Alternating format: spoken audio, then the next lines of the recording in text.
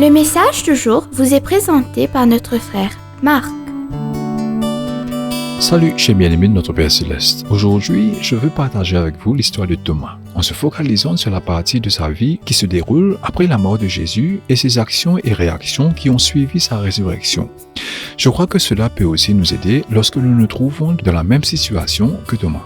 Bien-aimé, Jésus-Christ avait 12 disciples et de nombreux autres disciples. Imaginez simplement un monde où les disciples de Jésus seraient classés selon leur popularité. Thomas, avec ses doutes, ne parviendrait même pas à entrer dans le top 10. Thomas l'incrédule. L'étiquette est restée à jamais. Mais très cher, et s'il y avait plus dans cette histoire qu'il ne paraît? Et s'il ne s'agissait pas du tout de doute, mais de grâce, de guérison et de chance de réveil? C'est ce que nous allons considérer dans ce qui suit.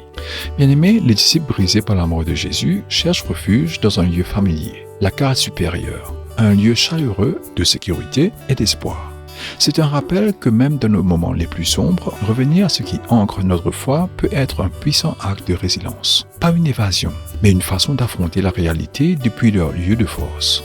Mais dans cette pièce, Jésus apparaît, non avec une condamnation, mais avec des mots apaisants. La paix soit avec vous. À voir Jean 20, verset 19. Bien-aimés, la honte s'installe souvent lorsque nos vulnérabilités sont exposées. Nous nous efforçons, luttons, pour nous cacher derrière des façades, craignant le rejet. Mais Jésus offre la paix, pansement pour les blessures que nous essayons désespérément de cacher. Thomas cependant est absent. Il aspire, insiste sur un autre type de preuve, le contact physique des blessures. Bien-aimé, certains pourraient voir cela comme un manque de foi. Mais que se passe-t-il si c'est un cri de quelqu'un blessé? Je vous en prie, soyons ouverts d'esprit et ouvrons l'éventail de notre pensée. Imaginez les disciples, ses compagnons, son espoir, tout parti. Croire en la résurrection, c'est comme embrasser l'impossible après une perte aussi dévastatrice. Bien-aimés, demain nous continuerons avec ce message. Au plus profond de votre cœur, essayez d'imaginer et d'évaluer le caractère de Thomas dans cette situation. Que Dieu vous bénisse tous. Profitez de votre journée en lui. À demain. Au revoir.